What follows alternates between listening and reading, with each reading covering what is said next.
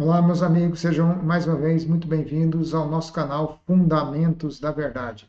Hoje estaremos falando sobre a arquitetura das igrejas evangélicas em comparação com a arquitetura da Igreja Católica. Por que que existe tanta diferença? Por que que as igrejas evangélicas, a maioria delas no Brasil, tem uma diferença gritante em relação às igrejas católicas? Resumindo o assunto e indo direto ao ponto, é uma questão de lei, uma questão legal, tá? Então, existia uma Constituição antiga, quando não havia separação entre igreja e Estado, que proibia as religiões em geral, e em especial, logicamente, as igrejas protestantes, de terem a aparência de templo. Então, não podia ter torre, muitas vezes até nem o símbolo da cruz. Então, eu vou ler com vocês essa lei e depois estaremos vendo algumas exceções de igrejas evangélicas no Brasil que têm um formato considerado, né, por muitos aí como uma arquitetura sacra, uma arquitetura sagrada. Mas será que existe mesmo uma prescrição bíblica ou mesmo na tradição da Igreja Católica, por exemplo, existe um formato padrão de torres altas? Será que sempre foi dessa forma? É isso que nós vamos ver de maneira bem rápida nesse vídeo. Vamos acompanhar aqui nas imagens. Agora eu vou compartilhar minha tela com vocês. Então, a Constituição de março de 1824 dizia no artigo 5º: a religião católica apostólica romana continuará a ser a religião do Império.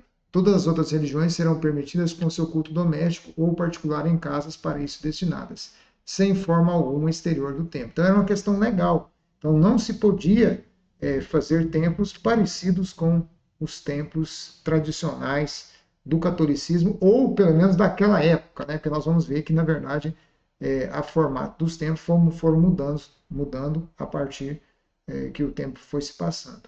Então, quando foi que se mudou essa lei? Em 7 de janeiro de 1890, com o decreto 119A, que estabeleceu a separação entre igreja e Estado e a plena liberdade dos cultos. Né? Mas, né, um pouquinho antes disso aí, já começou a ter alguns conflitos, justamente porque a lei proibia algumas igrejas evangélicas, elas criaram uma disputa legal em cima disso, né? Um pouco bem, vocês vão ver que a data é bem perto, né? Então aqui, por exemplo, essa aqui é a igreja da Catedral Presbiteriana do Rio de Janeiro, que foi inaugurada em 1934. Essa já é bem posterior, mas vocês podem observar que ela tem um formato parecido com de igrejas católicas, né? Você tem aqui a Igreja Presbiteriana de Piracicaba, de 1885. Olha só essa torre. Ó, vocês estão vendo aí, né?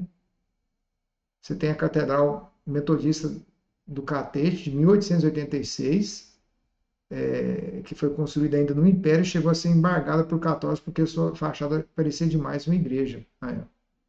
Claro, né? Dá para notar a semelhança com a Igreja Católica. E tem mais um outro exemplo, a Igreja Luterana de Domingos Martins, considerada a primeira evangélica a ter uma torre no Brasil, né, em 1887. Então, são aí alguns exemplos. Né? Mas será que existe um padrão de igreja, de arte sacra, que são aqueles vitrais, que são aquelas igrejas muito altas? Será que sempre foi assim na história? Não, não foi. Então, na verdade, é, a história da arquitetura e também da arquitetura das igrejas, ou seja, a arquitetura eclesiástica, mostra que, na verdade, havia as primeiras igrejas eram chamadas de domus ecclesiae, né? O que são isso? Em latim, igrejas domésticas. Então, aqui nós temos, por exemplo, na tela que você está vendo, acompanhando aqui, a igreja de Dura Europos, na Síria, né? A data dela é 233 a 235, considerada a primeira igreja, pelo menos descoberta, né? Que foi adaptada, uma casa adaptada como culto. Aqui você tem uma estrutura, uma planta, né? Você tem um salão de assembleia, você tem área de ensino, você tinha um tanque de batismo, né? De 1 metro e pouquinho a altura, onde a pessoa, ela provavelmente era imergida, por vista a profundidade ou algo assim, né? Você tem aqui um outro espaço maior, entrada, e ela tinha uma parte superior também, né? Então, basicamente isso. Isso é uma igreja doméstica. E nós temos depois aqui, vocês vão ver, o chamado basílica. O que eram basílicas? As basílicas, na verdade, eram estruturas seculares do Império Romano, que foram adaptadas como templos. Inclusive, as primeiras basílicas construídas por basílicas cristãs, construídas por Constantino Grande, eram baseadas nesse formato. Então, você tem aqui a Basílica de Santa Sabina, você vê que não parece uma igreja católica, né? Vamos dizer assim, conhecido como igreja, não parece. Então, quer dizer, a igreja tem que ter aquele formato? Não. Então, vocês podem observar nessa imagem uma antiga igreja, muito antiga, e o formato dela parece uma arca, né? Se vocês observaram, ou seja, uma basílica, mesmo no sentido tradicional do termo romano, né? E depois, com o passar do tempo, é que foram se transformando essas arquitetura. Vou mostrar algumas imagens para vocês aqui, ó. Então você tem ao longo da história as igrejas foram se modificando. Olha aí o tanto de igrejas diferentes que nós podemos visualizar. Então, essas igrejas, não existe um padrão único de igreja, né? Então, é muito variável. Então, pessoal, é isso. Não existe um padrão para uma igreja, um templo ser construído. Se nós olharmos do ponto de vista da Bíblia Sagrada, onde que os cristãos se reuniam? Se você ler, você que já leu a Bíblia, e você que não leu a Bíblia, se você ler a Bíblia, você vai ver que lá em Atos dos Apóstolos está escrito que os cristãos se reuniam todos os dias no templo judaico, né, lá no chamado Pórtico de Salomão, que era uma área externa, uma área exterior, né, do templo de Herodes, o Grande, e que foi embelezada, né, por ele. Inclusive, esse templo era muito mais suntuoso do que o Templo de Salomão, considerado uma das grandes maravilhas do mundo antigo. E lá os cristãos se reuniam. Então, eles estavam todos os dias no templo, no Pórtico de Salomão, e de casa em casa, né? Então, eles faziam cultos domésticos. E também, se você ler no livro de Tiago, ali diz que ele fala dos cultos nas sinagogas. Então, porque, é claro, quem já leu a Bíblia sabe que Paulo, os missionários, Barnabé e outros, né, apóstolos, eles sempre, de preferência, iam numa sinagoga, eles levavam o evangelho, mas também se reuniam em casas. Então a gente via esses três tipos de reuniões: reuniões em sinagogas, que inclusive fala na carta de Tiago, ele menciona a igreja estando em sinagogas. Você tem o culto no Pórtico de Salomão, no templo judaico, e também o culto em casas. Então, eram essas três formas. Quer dizer, não existia um padrão de arquitetura. Não existe um padrão de arquitetura.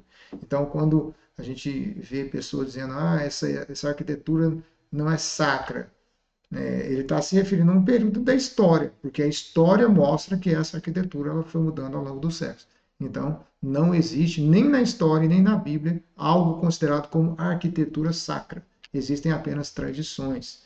E hoje a gente vê aí uma moda ou uma tendência mais contemporânea de igrejas, né, que parecidas um pouco com teatros, onde as pessoas, alguns líderes pintam as partes internas de preto, usam algumas luzes e tudo mais. Então, são tendências que existem, não existe um padrão bíblico ou algo semelhante a isso. Até mesmo, se você que quiser aprofundar um pouco, até o mesmo Templo de Salomão, isso é óbvio, né? Porque a gente está falando de arquitetura, nós estamos falando de formas geométricas e tudo mais, né? Não tem como fugir muito você separar, por exemplo, o Templo de Salomão de um templo pagão antigo. Então, a estrutura do Templo de Salomão era parecida com a estrutura básica de outros templos que existiam. Até mesmo a tenda portátil, que era o tabernáculo que os judeus prestavam culto a Deus, né? Ele era semelhante a tabernáculos ou tendas portáteis que eram usados no Egito. Não tem como fugir disso. Da mesma forma como eu falei em outra aula, fazendo uma comparação, se você está falando de geometria, geometria, de matemática e de outras coisas relacionadas à arquitetura, não tem como a gente fugir, sempre vai ter algumas coisas que são parecidas mesmo. Então não existe essa questão de uma coisa extremamente sacra, sagrada, o outro é profano. Na verdade, não é dessa forma. Existem sim tendências, existem sim tradições e tudo mais. Então, a gente tem que estar consciente que, na verdade, o verdadeiro templo não é esse templo físico, porque a Bíblia diz, né, lá em Atos dos Apóstolos, que Deus não habita em templos feitos por mãos humanas, mas habita nos corações, habita nas pessoas que, que abrem o coração, né, que são transformadas por Ele, e o Senhor Deus, Ele vem fazer morada nessas pessoas. Então, meus irmãos, que vocês sejam abençoados, você que está assistindo. Se você gostou, dê o like e se inscreva. Um abraço, até a próxima. Se você tiver alguma pergunta, coloque a sua pergunta aí nos comentários e eu estarei respondendo para você, ok? Um abraço a todos, até a próxima.